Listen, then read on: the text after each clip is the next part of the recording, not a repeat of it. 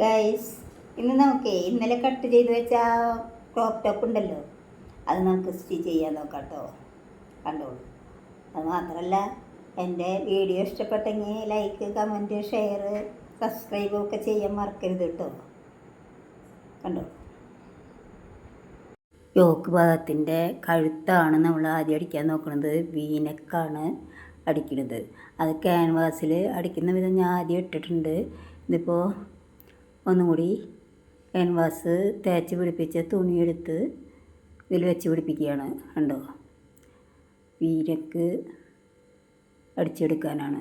കണ്ടോ, ക്യാൻവാസിൻ്റെ അരികത്ത് കൂടിയാണ് അടിച്ചിട്ടുള്ളത്.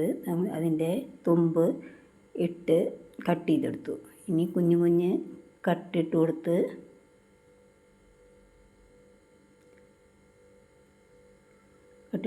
മറച്ച് നമുക്ക് പതിച്ചടിക്കാം.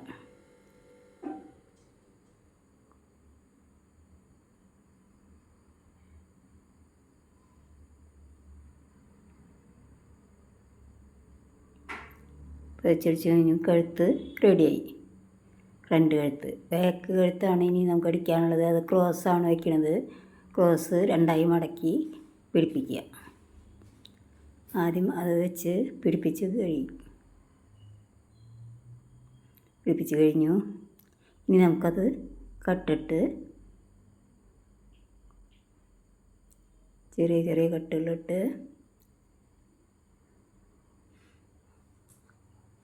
നമുക്കതിനെ ഒന്ന് പതിച്ചടിക്കാം.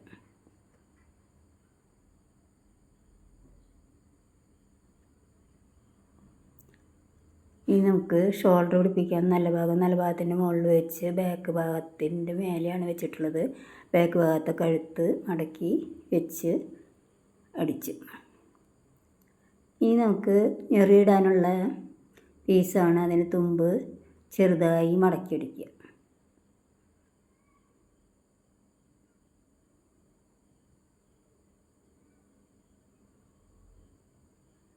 ഇനി ഞെറിയിടാം. മറ്റേ ഭാഗത്ത് ഞെറിയിടുന്നത് കണ്ടോ, ഞെറിയിട്ട് കൊടുക്കാം.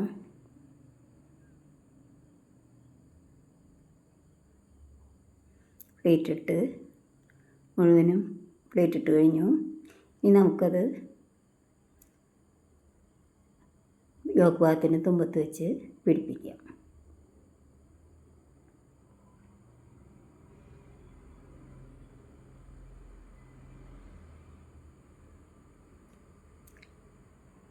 രണ്ട് സൈഡിലും ഇതുപോലെ വെച്ച് പിടിപ്പിക്കുക.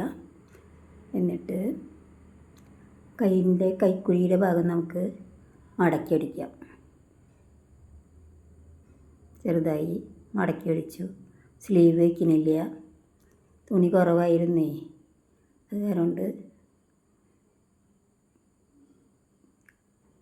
സ്ലീവ് വയ്ക്കുന്നില്ല കേട്ടോ. മടക്കി അടിക്കുക. മടക്കി അടിച്ചു കഴിഞ്ഞതിന് ശേഷം നമുക്ക് കഴുത്തൊന്ന് നമുക്ക് പതിച്ചടിക്കണം. അത് ചെയ്യാൻ മറന്നു. അതുകൊണ്ട് നമുക്ക് പതിച്ചടിക്കാം. ബാക്ക് കഴുത്ത് മടക്കൽ കഴിഞ്ഞു. ഇനി നമുക്ക് സൈഡ് കൂട്ടാം.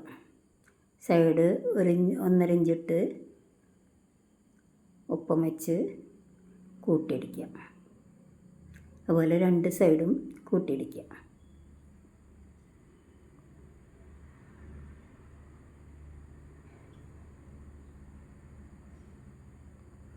റെഡിയായി.